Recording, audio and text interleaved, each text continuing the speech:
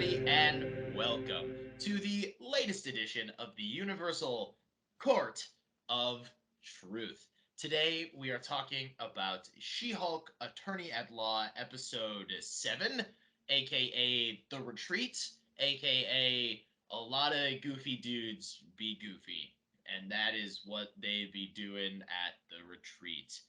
Um, you guys know me. I am one third of this courtroom where we drink alcohol a lot lately. I blame Madison because she kind of started that whole thing.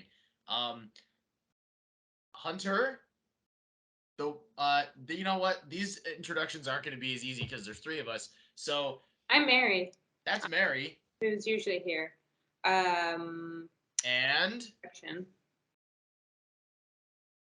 and Hey. that's JJ. So we have a third we have a third person with us today. You may know him as a guy on Twitter or a guy who has written things and had them published and then advertised them on Twitter, or the guy who people talk about on Reddit sometimes. Only JJ, nice things. what was JJ that? Scotto on Twitter. Over 600 followers, I think. Loves DC, but today he's going to help us out with Marvel She-Hulk. He loves She-Hulk. He does have a She-Hulk hoodie, I believe. He So, does love She-Hulk. Otherwise, we would not have let him be a part of this. This is a rather exclusive group, and you know what? Gosh darn it, he's here, and that is very exciting. So if you hear a voice, you might not see a face if you're watching, but if you hear a voice, that is the Phantom of the Courtroom, aka JJ. Um, all right, everybody, let's get into it. Um, let's start the way that we always start. Mary, please give me your general thoughts, ideas, and feelings on She-Hulk episode 7, The Retreat. I actually loved it. It was my favorite in, a few weeks. I feel like the humor for me was kind of on par of like episodes 3 and 4, and I thought it was hilarious. I loved the willingness to like make fun of like corny comic book characters, and like they make fun of them, but you can still love them. I only say shit like that because people get really upset on the internet, but like I loved it. Um, I could have like a whole season of basically this episode. I think it was funny. I think the first part that kind of developed her like reason for being there and having her breakthrough. I thought it was cute and kind of sweet, and we knew it wasn't going to work out well, but it was. I really liked this episode. I really love the way they took advantage of fandom. Like not super popular supervillains from the comics and made them something to really enjoy, who otherwise may have never seen the light of day in live action. So I loved it. One of my favorite in a while. So Yeah, I would have to agree with you. I think that She-Hulk continues to do something it's been doing really well since the beginning, which is taking a lot of these like goofier D-list Marvel characters and bringing them to life in a way that very much fits the world of the show instead of like how you think they're going to be from the comics. And it's like you said, like I'm sure there are going to be people who are upset that Manbull and Porcupine were goofy guys instead of like fearsome foes, but if they weren't in this episode as goofy guys, you probably never would have seen them in live action anyway. So I don't know, like, and I think it's funny and goofy, and there's no one saying that they can't show up again at some point and be like a little scarier in a different type of series, but they don't really need to. Like, no one was ever thinking that Porcupine was going to be live action in the MCU at any point, really. Anyway, so it is kind of just cool to like see a live action Porcupine suit for me.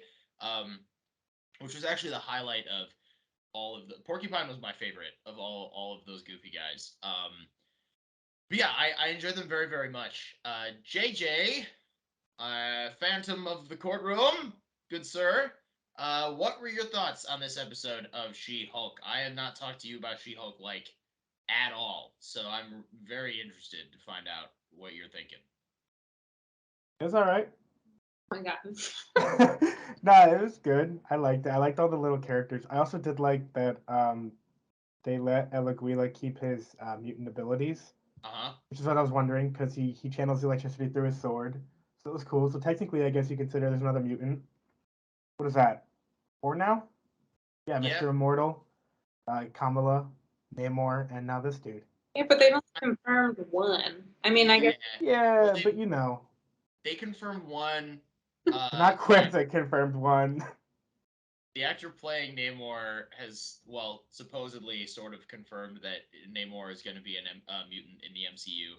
Um, yeah, the two on She-Hulk, for me, I think it's fun to think of them as mutants, but I think that I doubt the MCU is ever going to officially state that they are mutants, just because they don't need to. But I would like to think that they are. I think for this, since we got here pretty quickly, but let's just talk about everyone's thinking. This episode, like we've been talking about, introduced a whole bunch of like very obscure comic book characters that to people who obsess over it all the time might be familiar, but to people who are casually watching She-Hulk, this might be the first time you have ever seen or heard of or witnessed to the likes of Manbull, Porcupine, um, Saracen, all of these fun individuals. So we can kind of give like a quick rundown of their backstory and who they are um, in the comics. I know that Mary expressed that this was not going to be her portion of I the know the episode. very basics, but not because I've read them particularly, because I've like Googled them. So I'm not gonna act like I've really been an That's fair. expert. That's fair. Yeah. Um, yeah, so let's start with Manbull. And I feel like there's no reason to get like crazy specific about every story they've ever been in. But the basic of Manbull is he started as a Daredevil villain. He has fought Hulk and She-Hulk in the comics, so he's like the one member of that group aside from Abomination, and Wrecker, who I guess is part of it. Uh, who is like actually kind of a Hulk villain. In the comics, Manbull is a lot less man than he is in the show, and a lot more bull. His name is also Bill Torrens, which is just classic comic book. I love that so much. I feel like we don't do that enough in storytelling anymore, where you just give the characters like civilian name is basically just a pun for what they are when they're it's the best. Um, yeah, so Manbull is cool. He's less goofy. I feel like there's not much more to say unless JJ wants to hop in with any like crazy information. JJ? So if you think about it, he's basically a Ninja Turtle character because of the way his origin is.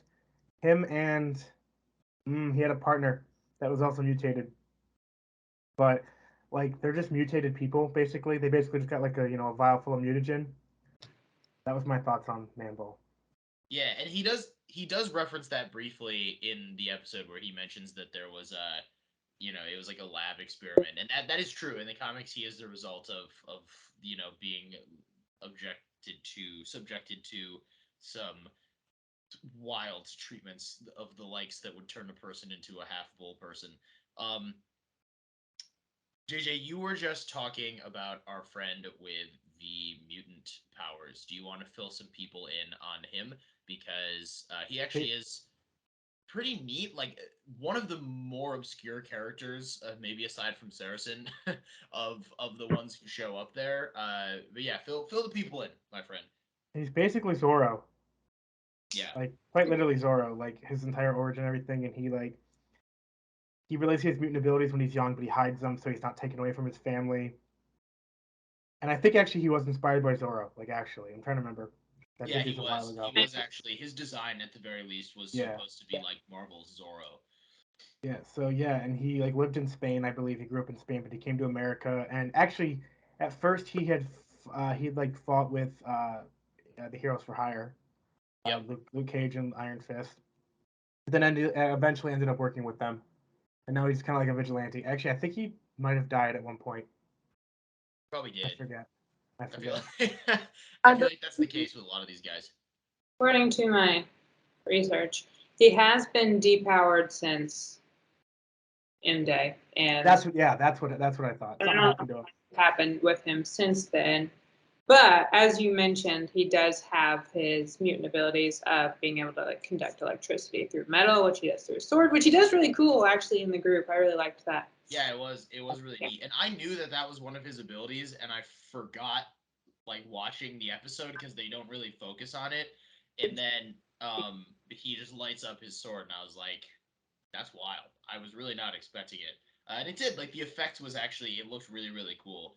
And I did think it was a really funny choice to have him paired up with Manbull and just like keep making jokes about the like That was Matador. great. That was like one of the best things is their like codependency and like him not being a matador. And then when Yeah. he like I did light matadoring in college and Mambo was like, oh my God, how could you do that? As if it was like anything. But I thought that was extremely creative and just a fun way to pair random characters together. Um in a way they wouldn't have otherwise been. But I think for the casual viewer who does not know these characters and they see like a bull and a guy who looks like a matador, they are able to make jokes about that while still kind of like maintaining who they are as characters a little bit. And I really like that. I Yeah, agree. I would love to talk to like it would be cool if we ever got to talk to the writers like and find out how they picked which characters were going to be part of this like retreat support group because part of me almost feels like they knew Manbull from the get-go and they're like we want to do this Manbull character. He's like an obscure Daredevil Hulk character so he kind of fits in with the show. Um and they were like are there any like I feel like they thought of the joke of him having a codependency with like a Matador style character, and then they just started like looking for one of those in Marvel's catalog and ended up where they did. Because that it just feels too perfect to be an accident. But aside from those guys, we also have Porcupine, who is a personal favorite of mine. Porcupine is actually most commonly an Ant Man and the Wasp villain. There have That's been like three facts. different. Or, yes, JJ. No, I was just backing you up. He like kidnapped Hank Pym at one point. Yeah, Giant. yeah, and That's crazy. Porcupine's whole thing, the OG Porcupine and the guy who was Porcupine for has been for most of Marvel history is this guy named Alexander Gentry, and his whole thing was he designed weapons for the military, and he came up with what he believed to be like a super soldier, like a perfect suit, and in his mind, because comics and because it's awesome, he was like the perfect weaponized suit is going to be based on a porcupine. So he comes up with like what is in his mind sort of like his own Iron Man armor, but is really just like a porcupine suit where he can mimic shooting the quills, and he has like I think he has like a flamethrower, and he has all this other stuff. Um, and he kind of like the episode makes a joke that he feels very safe in his suit and refuses to take off the mask and all that fun stuff. In the comics, he's afraid that if he gives the suit to the military, they like won't give him credit. He'll never see it again. He doesn't want anyone to take his new power suit away from him because it's so perfect and special. So he keeps it for himself and uses it to be a criminal, um, which is what we see in this show. There's also a mutant named Porcupine, although that's clearly they're not really related. I feel like that was just the case of like someone else made a porcupine type mutant and we're like, no one remembers this other guy, and they used the name, and then no one remembered that mutant either. And then there was a second porcupine named like Roger Dockering or something like that, and he kind of does. He also uses the suit. I think he like takes the original suit and then makes his own or something along those lines. But Alexander Gentry is like the main one. They don't really clarify which one it is in the show because it doesn't matter, but I would like to assume that it's Alexander Gentry.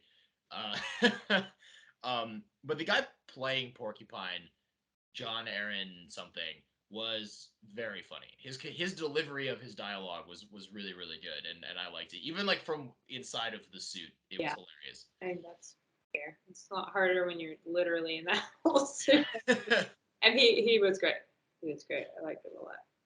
Yeah, so we have that, and then that leads us to Saracen, who I would like to bring up before we even discuss Saracen. Um, if anyone remembers the rumor, like back, like way before She-Hulk came out, and there were all of these rumors twirling around the internet that there would be some sort of supervillain retreat in She-Hulk, and someone supposedly leaked like all of the members of Emil Blonsky's supervillain retreat circle, whatever, and they got all of them correct, I get where except you're going for with Saracen. this. What? Did you what? Yes, I yes, said Fetch, you have no, the courtroom. no. I said I understand where Hunter's going with this because I thought of this exact thing earlier. Yeah. So for the longest time, it was said that instead of Saracen, it would be Baron Blood, who is a much more, I mean, not well known, but in comparison to Saracen, like far more well known villain, um, from the Marvel comic lore. And if I'm being completely honest, I'm almost glad they didn't use Baron Blood because I actually think Baron Blood like slaps as a character, and I was hoping that they would use him elsewhere as like an actual threat. Um, I wrote a whole like Invaders pitch where he was the villain, and it was a whole fun thing. Go check out Hunter's pitch on Baron Blood. Yeah, I wrote it like 2 years ago, but it's there if you look up my name and then Invaders because I Yeah. only ever wrote one MCU Invaders movie pitch.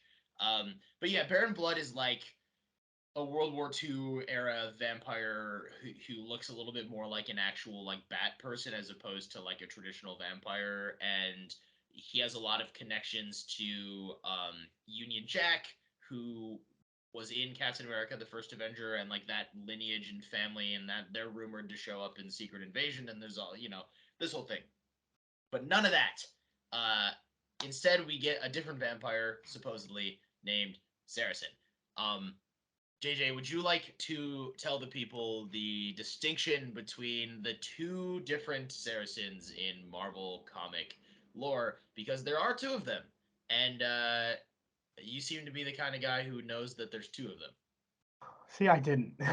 One I know is that's a why I brought this mercenary up. that I fought really Punisher. like trying to hype you up, and then you just sunk yourself off the bat, and that's okay. But I'm gonna let you. Okay, you talk about D-list villains. He was like an E-list villain in this. You. It's like a Like, Z. This is like nobody a knew Z list. who he was.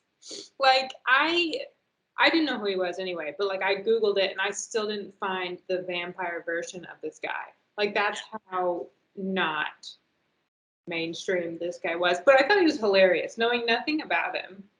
To like be frankly honest, like I feel like if you did, probably was funnier because he mentioned like his dad and like whatnot. But just the whole concept of this guy who thinks he's a vampire was like the concept, and you're never like told is he.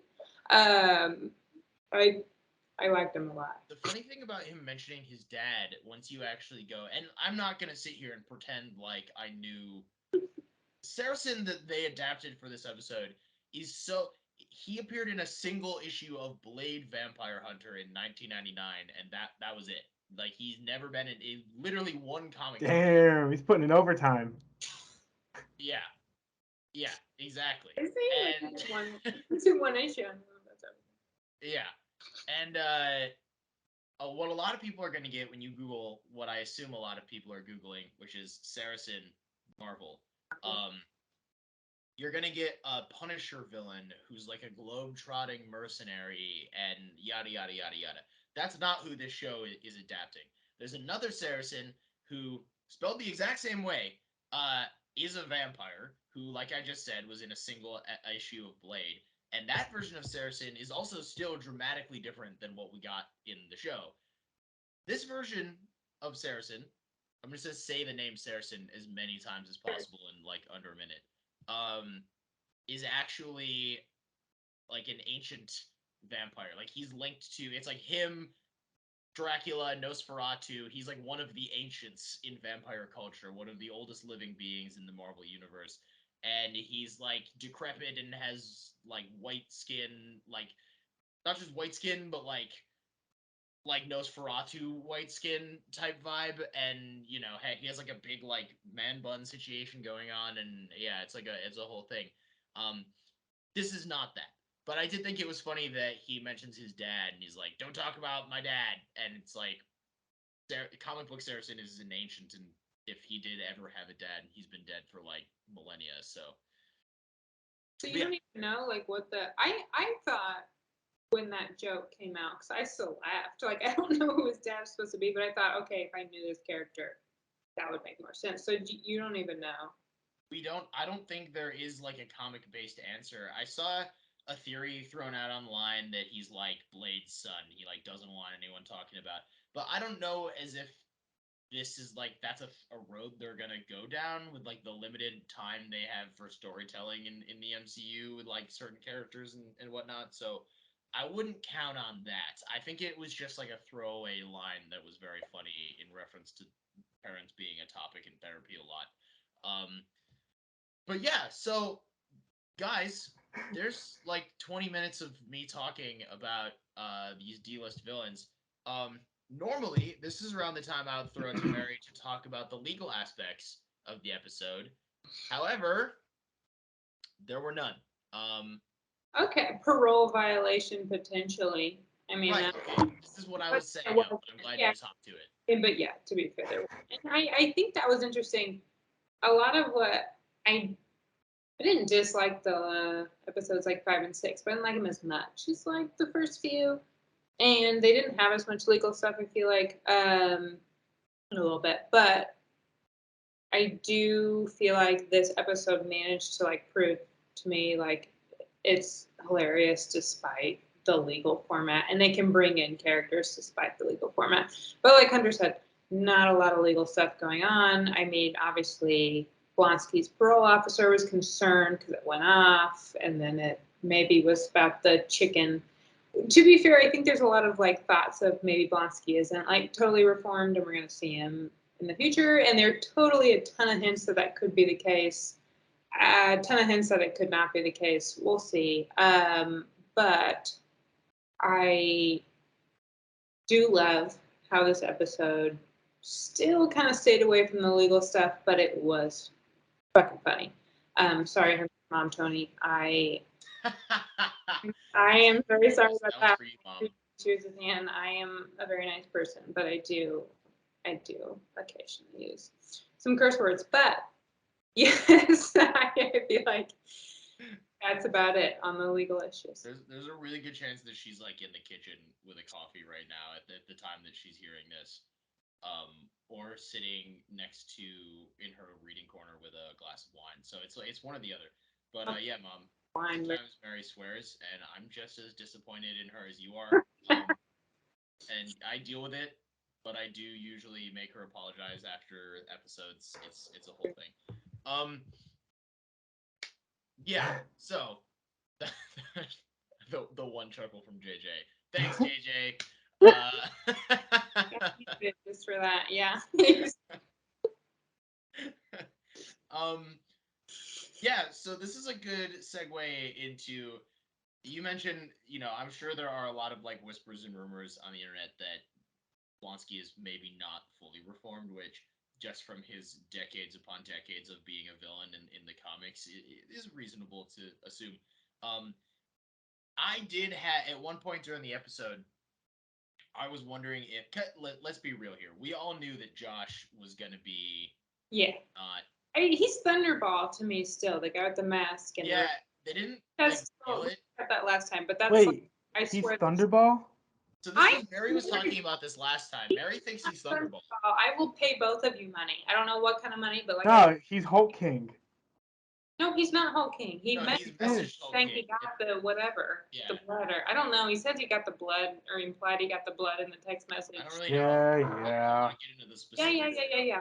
He's Thunderball. I swear to God, I've never had a doubt about it. And then And I fully believe you. You're so confident that I also think, like, watching this episode, I also thought he was Thunderball, like, the whole time. I In just fact, never had even the thought, like, once he spoke and, like, they did the previously on and they had that guy in the mask say, like, oh, I couldn't pierce the nasty green skin. I'm like, oh, that's that guy. Like, I didn't think that was, like, supposed to be, like, a maybe I'm wrong, but, like, at that time, I was like, that's just that guy. And I still believe that's that guy. But I did think with the Wrecker being introduced to that kind of group therapy right. on his own, like, that was the whole thing.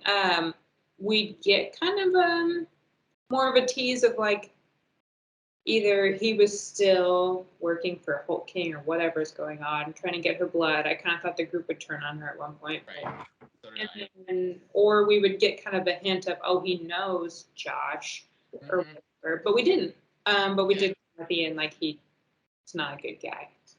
Yeah, Fucking as Josh. soon as Wrecker showed up, I fully just believed like they're gonna reveal that Josh is somehow connected to this group, and that like the Wrecking Crew and Blonsky and all of this have all been part of some like grand scheme by Hulk King leader and like or whoever it is. I hope it's not a leader.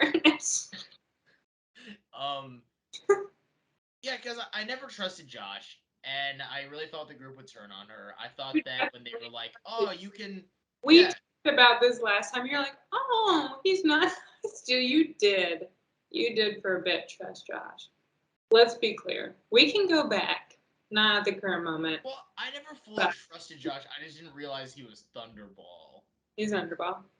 I'm just saying. He's not Thunderball. Really pay you both money. I have JJ's Venmo. We Venmo each other all the time for random shit. That doesn't happen. So, Hunter, give me your Venmo. I will. She's my legal counsel. What? Mary's my legal counsel. I pay her for legal fees. Just like ethically, I have to say I'm not JJ's legal counsel. For the sake of Mary's actual career. For legal reasons, that was a joke. I'm happy to supply legal counsel, but don't know what he's saying. So yes, I have to say I'm not. But point being, he is Thunderball. Josh, I mean the one guy. JJ, put your face on the camera or don't. Because Thunderball. I'm out. Right. Either way, yeah, how did we even get here? Yeah, Blonsky. My thought was that he purposefully tripped his thing, knowing that his parole officer and Jen would have to come check on him, and that was going to be his way of like luring Jen there so that they could like turn on her, and that they were waiting for her to be in the group therapy session, and they'd be like, "No, do you trust us? Like, stop being She-Hulk, turn into Jen," and then they'd get her blood, and that was like what was gonna happen. And then that didn't happen. They actually had like a really sweet moment. It was actually rather adorable. I liked how they didn't. I really was expecting the not out of nowhere, but like they were gonna like pounce when she turned into Jen. Yeah. In the group, I really liked how they didn't, because they were kind of sweet and like innocent and cute in their own way. The supervillains. I honestly thought Porcupine might like shoot something at her, and that would be how they get like. He can. What? JJ, what did you say? My thing is like delayed. Sorry, so like. Yeah, it's fine. Go for it. No, you're fine. Okay, so Mary, I made a note that was specifically for you, and that is still no pug. Still no pug. Oh, I love that guy. I know. Mary mentioned last episode that there was no pug and that she was disappointed by it, and now we're 2 episodes in a row with no pug. Well, what I think is interesting is they build it. They like specifically build it as a legal comedy. And I thought, okay, they're doing that so they don't run into the issue of as many people going, what is the show? Because they're doing what 3 and 4, 2-ish did, and they were going to do the whole season, but they really not. Like last episode, we got Mr. Immortal, but like the main plot didn't have anything to do with law. This one had nothing. But yeah, no pug. So I don't know. Like I don't know how much they're going to return to it. He's great. I think the legal stuff they have going is great, and they've definitely built them up. Like they're very important characters. They have character posters. Like like they've advertised like they are more than what we've seen. But we have 2 episodes left, and we know that there's someone trying to get her blood. So it's like, where do they fit in exactly? Exactly. It's funny because when they announced the show was gonna have 9 episodes, right? In your head and in my head, I'm thinking, oh, so they are going to be able to space the story out more, and they're not going to have the normal concerns we have going into like the final episodes of a Disney Plus series, where it's like seems like there's a lot to wrap up, and yet here we are. Like there's still 2 episodes left, but not that they necessarily need to wrap up like Pug or whatever, but like it would have been nice to have a little bit more of him, and we still have to see how Daredevil plays into the story. We still have Leapfrog, um, which excites me because now I'm fully convinced that we're gonna get Daredevil versus Leapfrog in live action, which is That theory that like Matt Murdock was Leapfrog. There was a theory that was a. You know, okay, there was. I mean, originally, I don't know if it's really No, valid. It was valid. a theory. I remember. Yeah, I heard it. Okay, thank you. Yeah, it was. It was a theory that like Charlie Cox was playing Matt Murdock as Leapfrog, and I don't know how that played into the bigger like he thing. doesn't have his suit, so he has to wear something, and I don't it's like know. a frog suit. I don't quite know, to be honest with you, and maybe it is. So I'm not trying to like. I have no idea. According to Industry Insider, Charles Murphy, don't know him at all, but he did tweet today that Daredevil may or may not be in episode 8, next episode. So we will see. Well, he's only got 2 more chances, and it's gonna be He's getting the there's quite 50-50. literally a classic 50-50 here.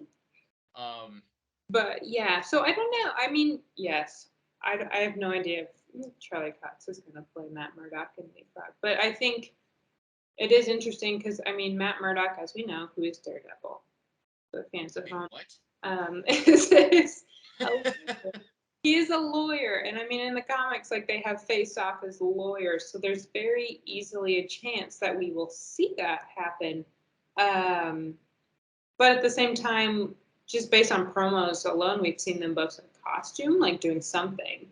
So they're also doing something relatively not lawyerly. So like, how do you fit that in one episode? I don't know. How does that make one Yeah, big case? I don't know. and that's sort of what I'm saying. It's like we have a whole Daredevil thing, right? So we have to figure out how does Daredevil fit into it. And you're gonna have to do all of that, and then you have to wrap up whatever is going on with like the intelligentsia and Hulk King and all of that fun stuff. Um, I'm still not convinced. And maybe a lot of it is just it feels like there are things that need to get wrapped up that don't. Like I don't. We might not see Blonsky and this therapy group again for the rest of the show, and like it doesn't mean that this ending for them was a bad ending. It just feels like there was like there should be more for. Like, I don't know. Maybe that's just me. Um, but yeah, I don't know. It does feel like they're kind of balancing a lot in these last 2 episodes. At some point, Jen has to we've seen promos her wearing like a sparkly gown and being at like a fancy event. We know at some point she's gonna wear her like She-Hulk superhero suit. And like I'm just curious to see how all this plays out, and I don't know how many more legal cases you can fit in amongst all of that. Yes, Mary. Sparkly gown. I'm glad you mentioned it. I forgot about that. But in this episode, um, they do mention that she was nominated for Female Lawyer of the Year, and Ah, to a gala for that. That may be that. that probably is that. Would she meet a fancy New York lawyer? I don't know if he's fancy, to be honest, but like he could. Matt Murdock. Oh my gosh, Mary, you Yeah. solved it. I'm never right though. Like so it's probably not Well, gonna happen, because but that could be. I mean, there are a lot of ways you can meet him. Like, but like I think that is probably where the fancy gown comes in. Because and it Nikki, would make sense if that was in like New York or something. that's true. Wow. However, Wow. Hunter, and as he lives in New York, guys, so like he's got it down. that's true. As someone who is in recording this in New York City as we speak, um, looking out my window at the glorious train yard, it does feel like a place where a lawyer gala would take place. However, that does not explain why Daredevil's helmet is being produced in L.A. That is the other. JJ, JJ, why do you think? How do you think She-Hulk and Daredevil are gonna come together? Get a new suit, dude. Melvin's in prison. What was that, sir? Oh shoot! I said he's getting a new suit because Melvin's in prison. We all saw Daredevil season 3. Remember? JJ's gonna come on here and be like, yeah, all 3 seasons, 100% canon. And yeah, oh god. No. But my thought is, like, do you think that the answer is he's in New York, but he has like a contact with the guy in LA, so his suit gets made in LA and then shipped to New York? Or do you think that he's like in LA for some reason and he's just getting a temporary suit from Luke Jacobson, and Luke Jacobson is like, hey, you know what your suit could use because I'm a fashion genius? Yellow. And then they like put yellow in it. You got to think about it for a second because Luke Jacobson told them that he only makes suits for like the best of the best, the biggest names. So if Right? he's making a suit for Daredevil, wouldn't that mean Matt has been active as Daredevil for a little bit now? My assumption is that Matt has been active as Daredevil for years. It's just that because he was dealing with like drug Nothing. kingpins and stuff, he wasn't really doing the Avengers thing, and the Avengers sort of just like didn't think about him all that much. Because we've gone over this on this show before, but the way I view the Daredevil show is that it's fully like it's a variant timeline. So I think that the events of that show like more or less sort of happened generally the same in the MCU with differences to fit however future storytellers want those differences to fit. So I do think that like hypothetically in MCU time that Matt Murdock has been active since like 2015 or 14 or whenever he started. I just think that I just think that it's been more low key. He's been around.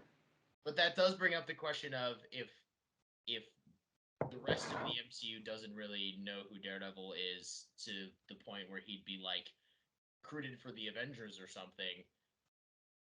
Why does Luke Jacobson think of him as the best of the best? Because Jen had to like name drop an Avenger to be considered. Her being a Hulk wasn't even enough. She's not named. I'm She-Hulk. Oh, that's not name dropping. Adventure. He literally saw her like Yeah. as a Hulk and was like not like they had to be like Bruce Banner is her cousin, and then he was like, oh, all right, cool. Related Hulk. There's many Hulks out there. Maybe in the future we've A talked. bomb. A bomb, a bomb, a Yeah, I bomb. need I A feel like I bomb. referenced a bomb the last recording we did, if I'm being completely honest. Did you watch Hulk and the Agents of Smash? I did not watch that show, no, but Oh, I did read like the original comics that A Bomb was in. no, I didn't. I just watched the show. Well, we suck, Hunter. This is like the first episode in a minute where I feel like I have read some of the comics we're referencing, but like Mary hasn't. I feel like normally Mary is the one who's read more of the comics than I have. I have not.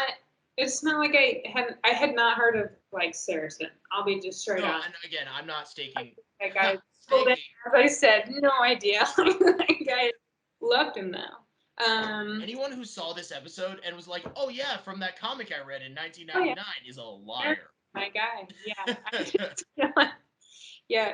Did you say it was like 1999, the one issue he was in?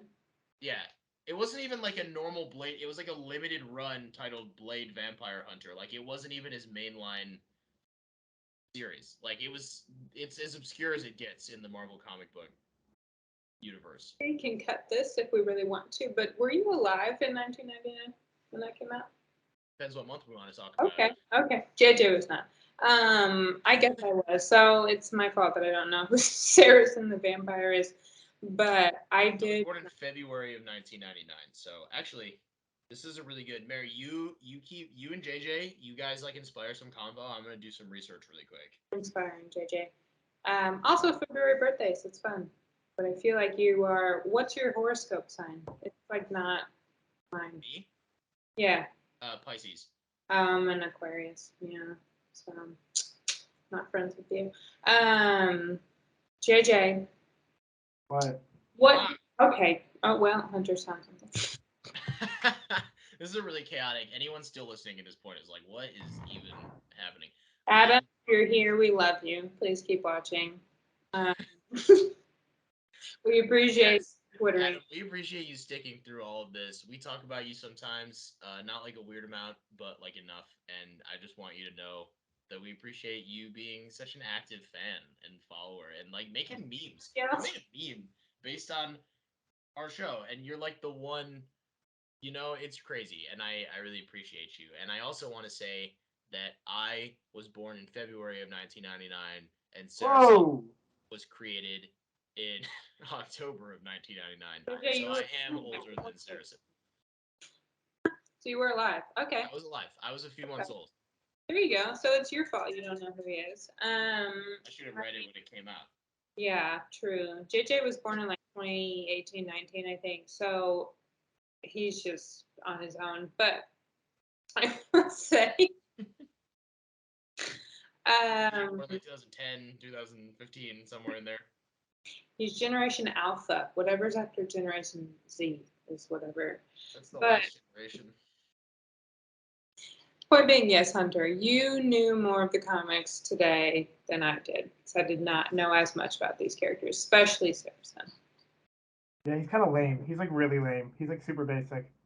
We're talking about Hunter first. No! It applies to either one. Saracen. No, I was like writing that. I was like, this is such a snore. He's not interesting at all. No, he's like his whole thing is that he's like a vampire. Like that's like his whole. I want to throw out there that some of the signs at Blonsky's retreat in his like therapy room were so good. Like the fact that he made decorations of himself, and the one that I really liked was the one that was hanging behind Jen in a lot of the most crucial moments. That just said, the quote was "Today is today." Okay. Email Well, Blonsky. who tweeted my review?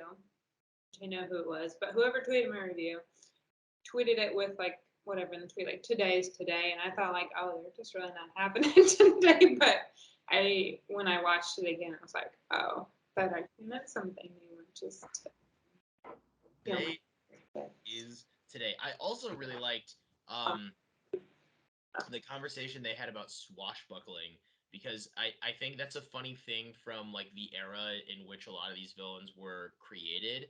And it made me think of Daredevil too, because people always say that before he was like a gritty vigilante, Marvel always described him as like a swashbuckler. And I think that's a term that was used a lot as like a way to describe a type of character back in the day that we just like don't use anymore. And I just thought it was funny to see the episode sort of acknowledge that in real time, because that is like a whole thing where they'd be like, "Yeah, this guy's a swashbuckler." And it's like, what even is that? Like, what? Like, please describe that to me. He's in New York City. Like, I don't know what to say to you.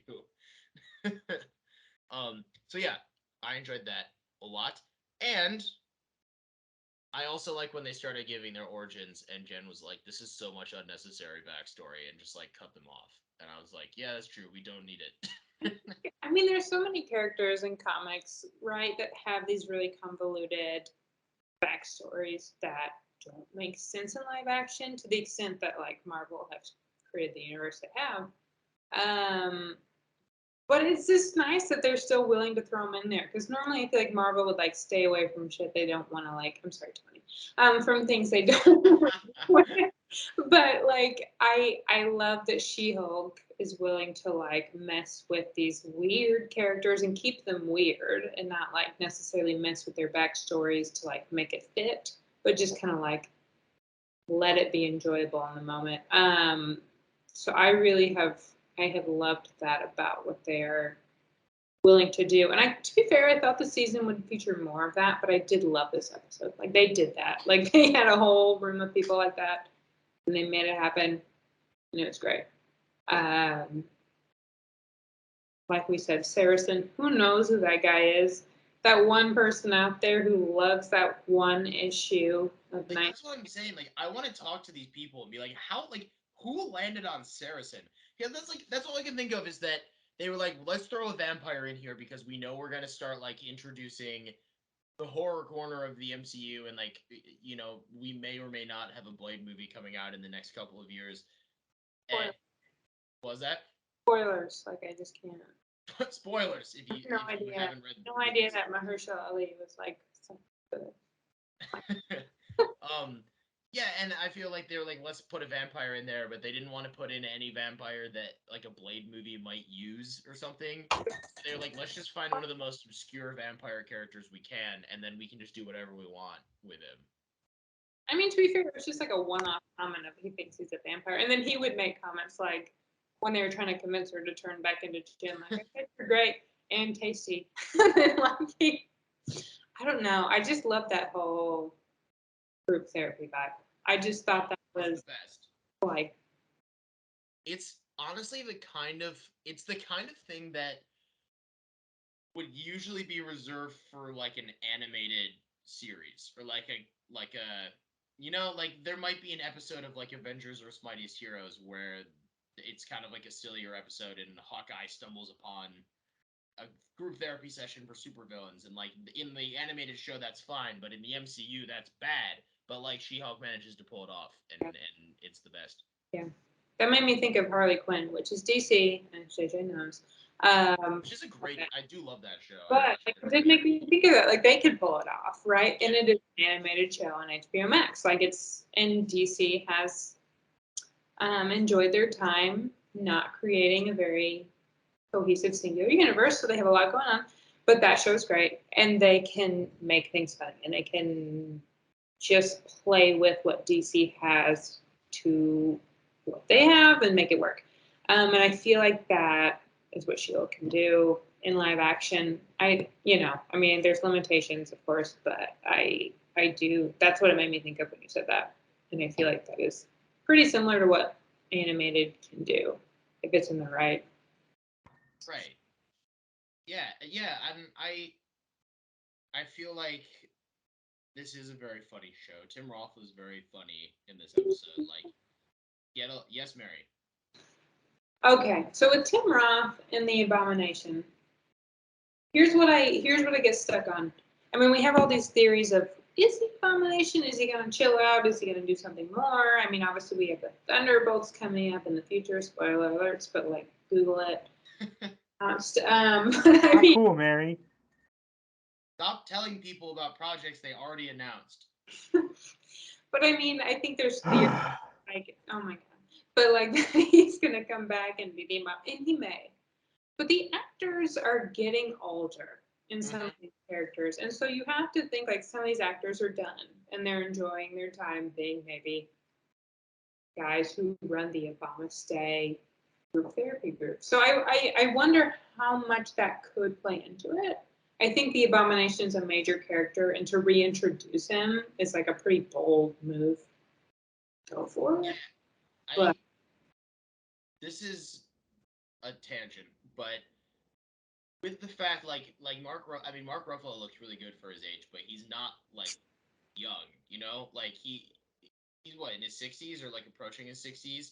No Like way. and no, okay, we're Googling this. He's not in his 60s. He's like maybe mid-50s. Oh, Mark. I'm Googling him right now. I'm 54 years old. okay, I'm wrong. I'm wrong. But He's 4. I just, right, I am wrong. But to say like he's older, and like I don't he said like I'm just going to keep playing the Hulk forever, and I'm sure that they'll keep bringing him back if he wants to and they want him to come back.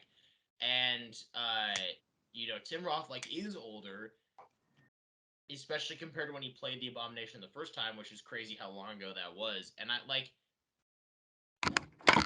this has nothing to do with anything, but because this is a Hulk TV show, I'm curious when someone is older and then they transform into the Hulk, like in universe, not the actor, but like considering the fact that Emo Blonsky is like an older person now, and then he transforms into the Abomination, I wonder, does it like hurt more, or does it like feel different? Like when you get old, you get what I'm saying? This feels like a valid question on my end. Like, does it feel different for Emil Blonsky now than it did in like 2008? Because now we're in year 2020 question mark, and like it's different. When he was in his cell and he did it for like the parole board to like prove that he could control it, he didn't seem to have any issues with it. You No. know, I mean, Mark Ruffalo is, I guess, technically the Hulk right now is Professor Hulk, Smart Hulk.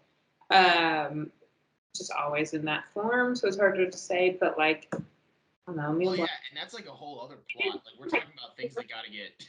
You know, he didn't like scream as he became the I don't abomination. even mean like that. I just like God, my knees are giving out. I can't believe like he wasn't doing that. So I don't I know. don't mean that they're like crippled. I just mean that they're like I don't mean they're crippled either. I just mean knee pain. like if I was writing this show, I would have written a joke where Tim Roth becomes the Abomination and like makes a joke that his joints just aren't what they used to be, even though he's like the Abomination now. You know?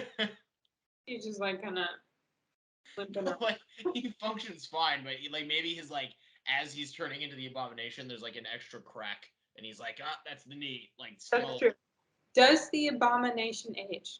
Does the Hulk age? That's kind of what I'm saying. Is Is like it like a Shazam situation where you can just stay in the form like Black Adam? yeah, Oh, because Adam, look at interesting. I don't know if you like that movie or not. I've heard it's mid, but like, it's fine. so you look at Maestro, right, and like he's old Hulk, Sure. but they can age. He's Yeah. not, and he's not in live action. So Hunter, please explain. What you Oh. agree?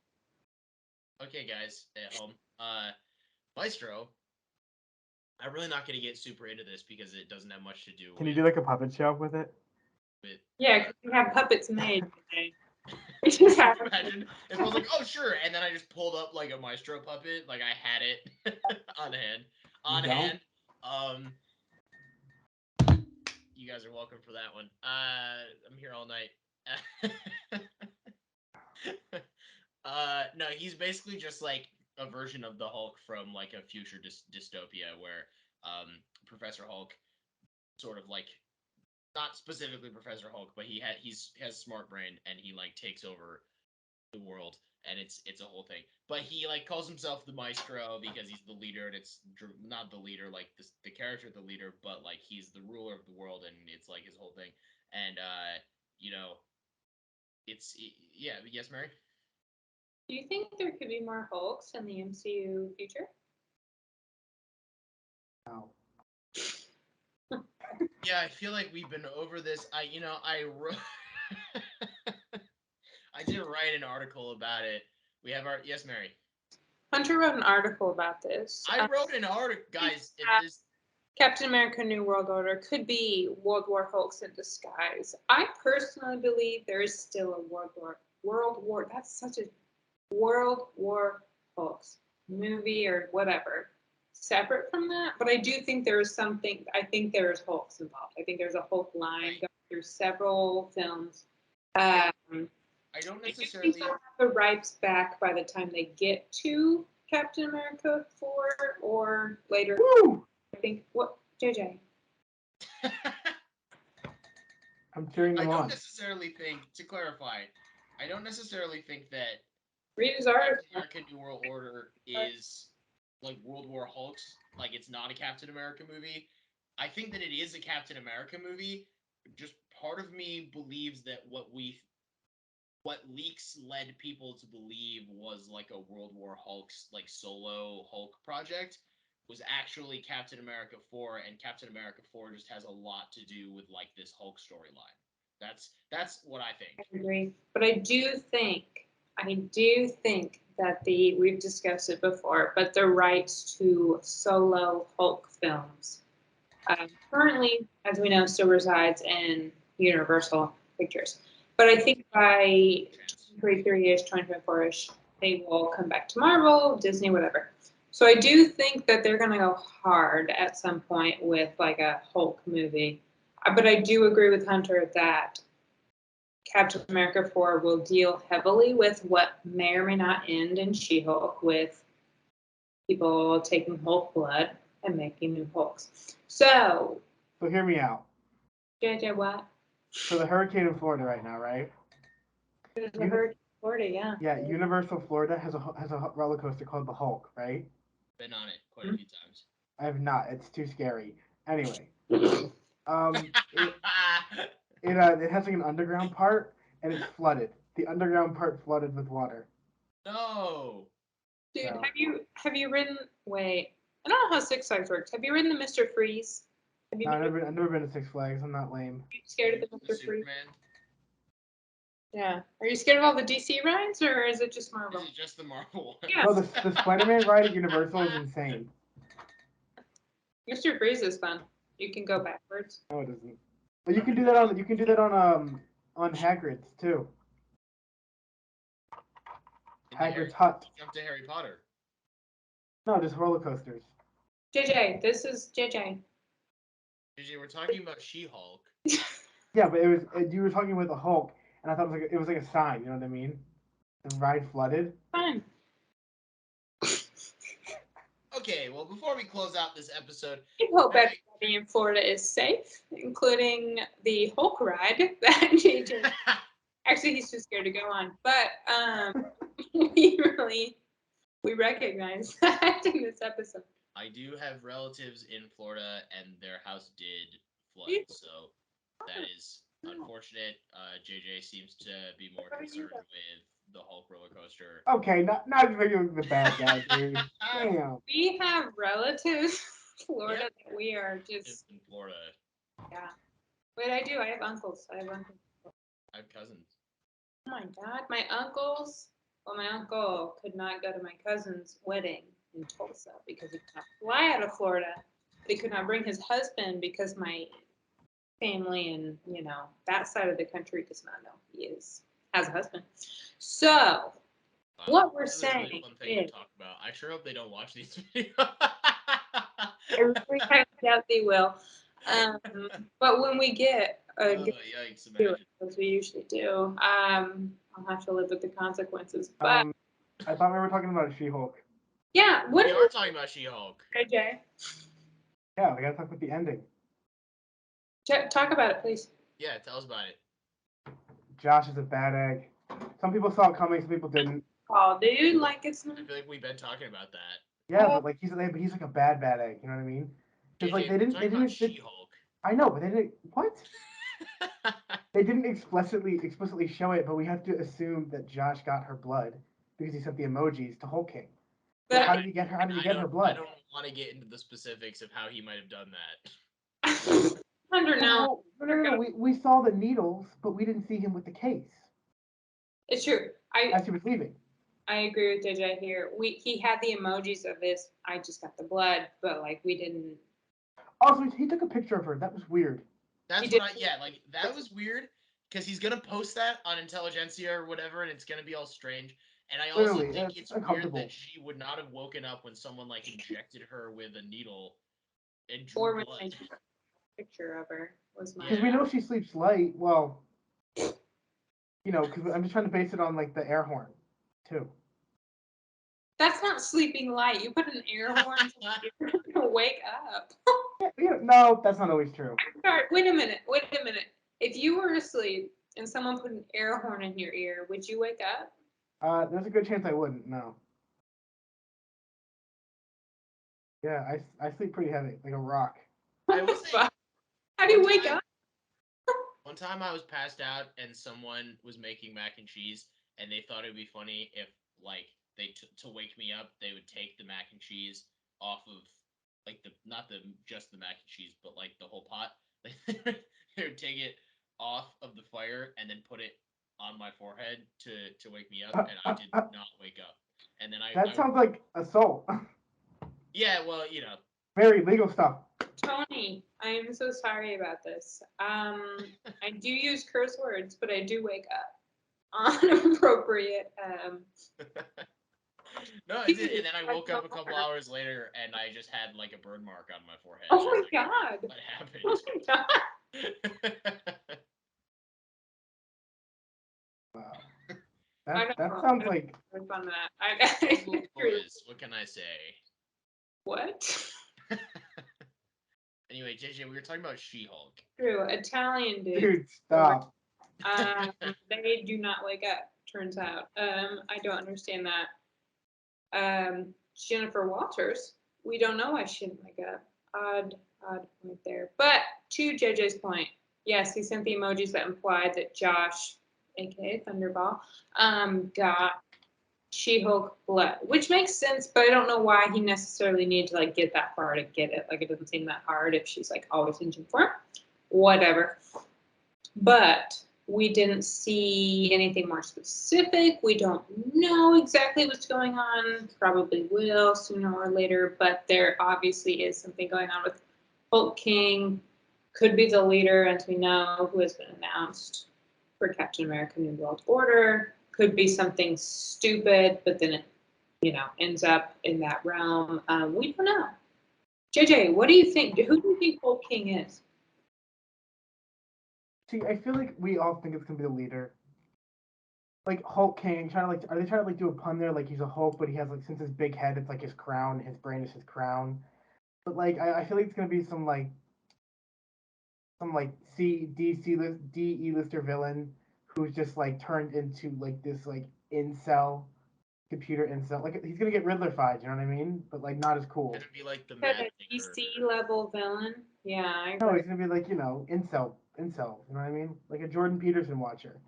Yeah, it's gonna be like a Mad Thinker situation, and but like the Mad Thinker is that. A Yeah, I Reddit do because troll.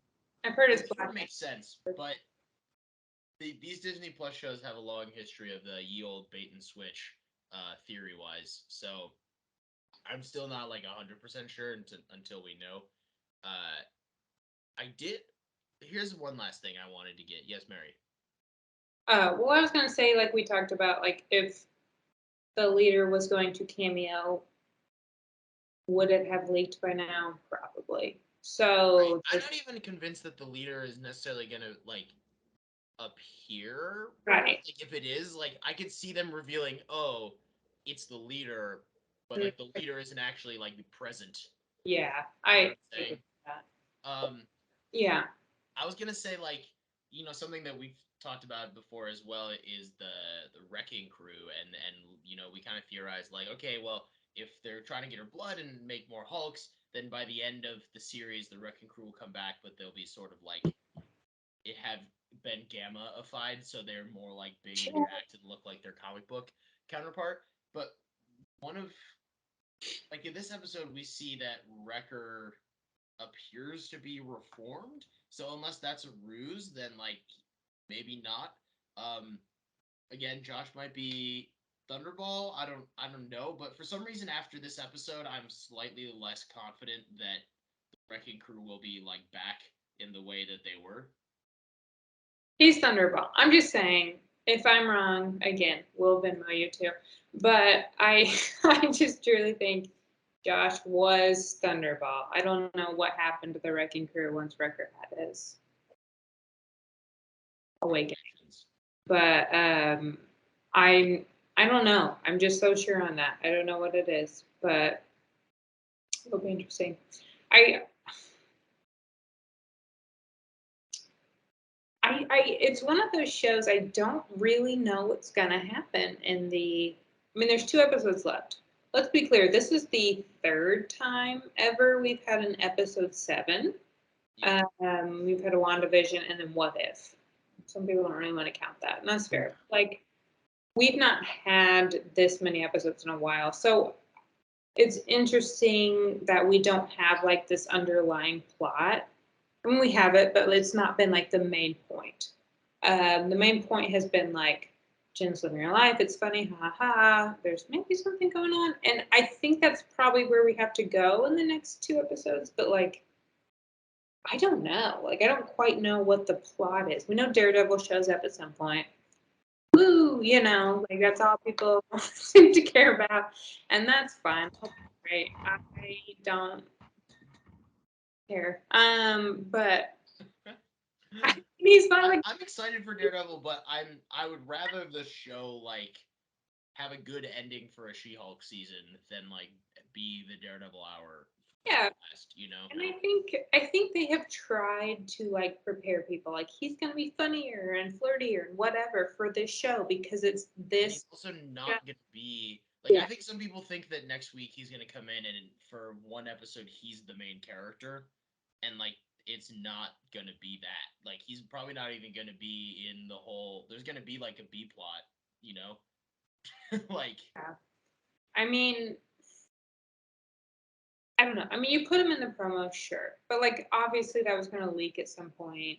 give I think it. that's why they went all in, is because they knew Right, they like you couldn't kind of be have secret. to. Like, I Yeah, mean, so it's like, how much do you play with the expectations? But I think like you'll probably get a solid full-ish episode's worth of like screen time alongside She-Hulk.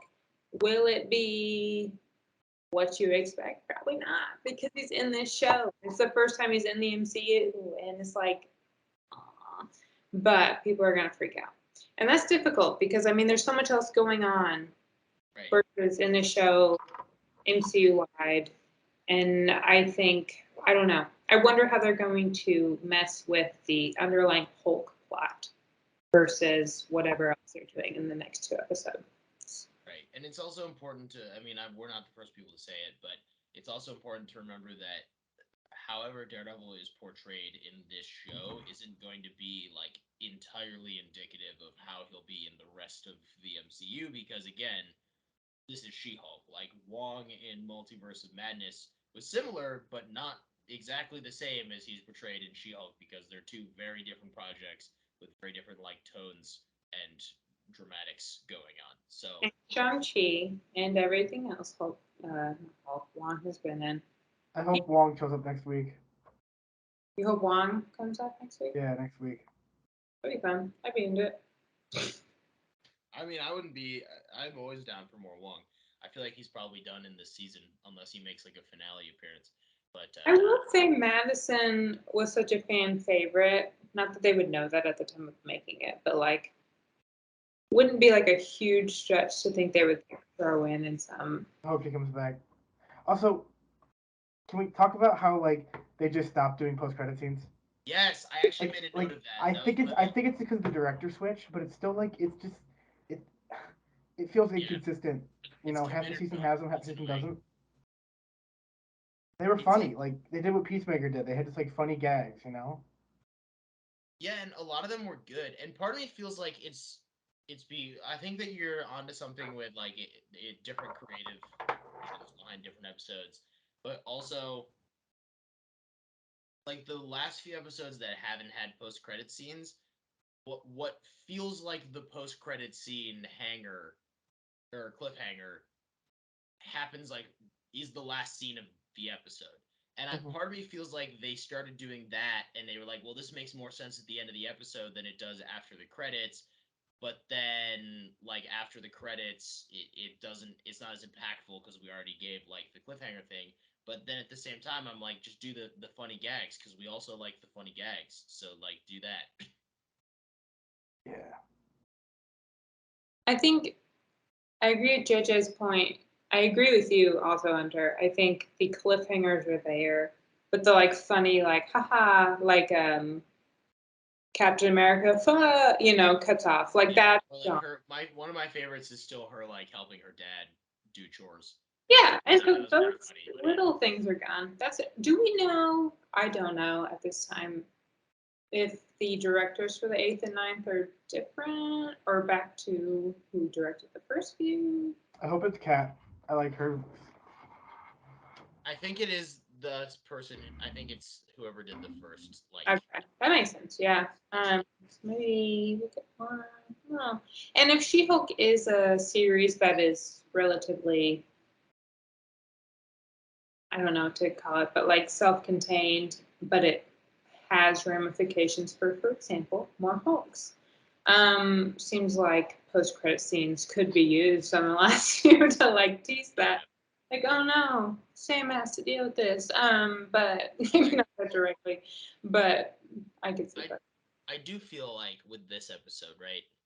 Like, I feel like they knew that the ending they had with Thunder Josh, like doing the picture and whatnot, was like creepy and unsettling, and like I think they wanted that to be impactful and they wanted it to hit and stick, so they were like, let's end it on that and let's not follow it up with a gag because we want that to like sit in the brain and not be immediately replaced by something. And then at the same time they were like, well, we're not going to make it post credits because we also want it like in the actual episode. So they're like, no post credits. And like I get that to an extent, but it is kind of jarring that they, when you do it for like 4 episodes in a row, you establish a trend. and then it's just very jarring that after that they're like, nah, no more, none at all. I believe there are articles on Murphy's Multiverse about how he should retire. It's There I don't know are. the term, but the most obvious tradition.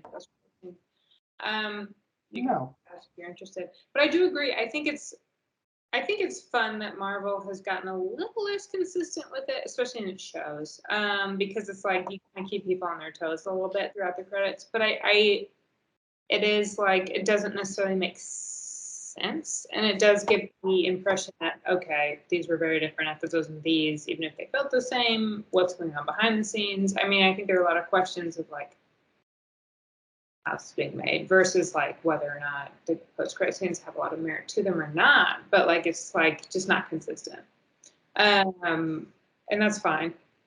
To your point, they wanted to end it on Josh being creepy. Let that kind of sit in, and I think that's fair too.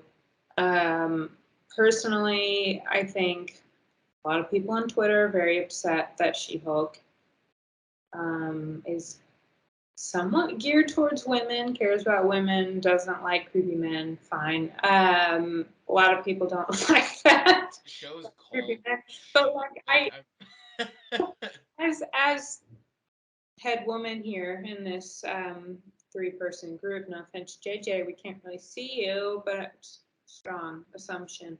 I think like I would understand Josh, Thunder Josh is creepy as hell. I would still appreciate a funny ass post-credit scene.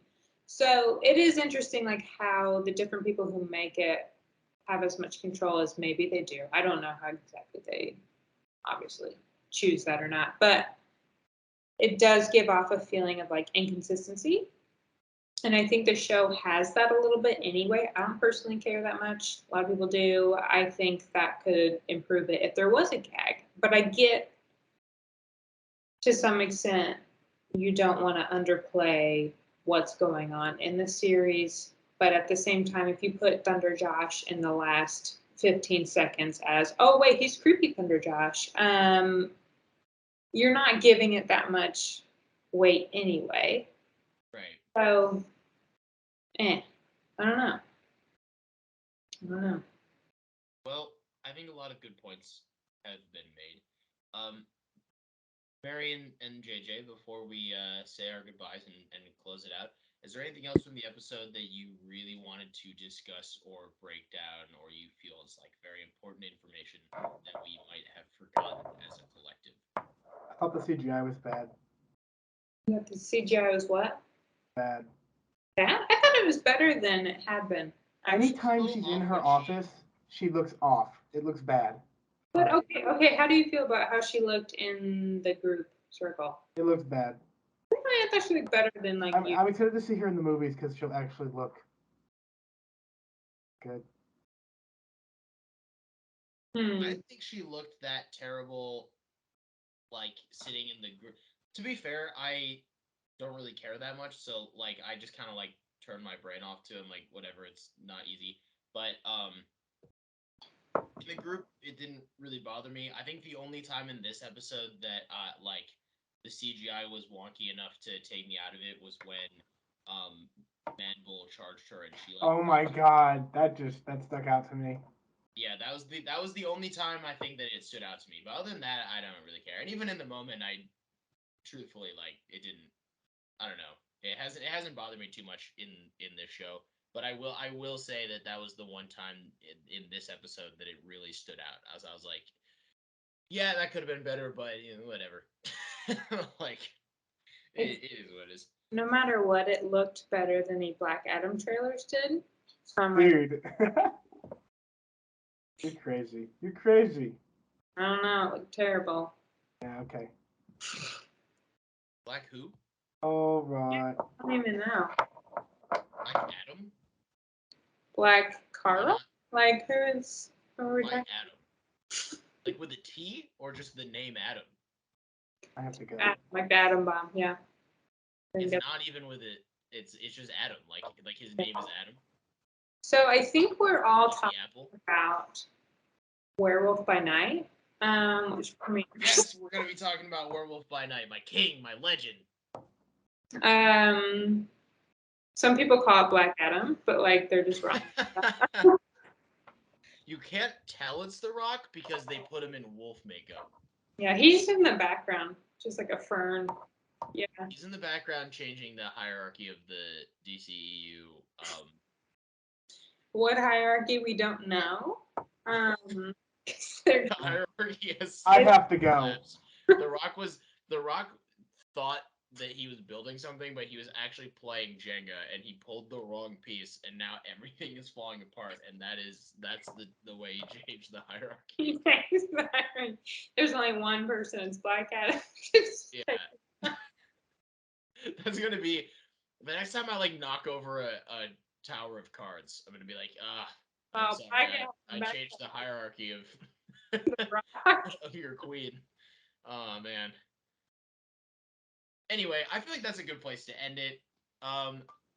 Thank you everyone for listening. We will be back next week to discuss She-Hulk episode 8, title TBD. That's not the title, that's just what it is, which is to be determined. I have been 1/3 of your host on the Universal Court of Truth, Hunter. I've been the second, third, Mary. Goodbye. Okay, wow. And that was Inspiring. the Phantom of the Courtroom, JJ, our very, very special guest. Thank you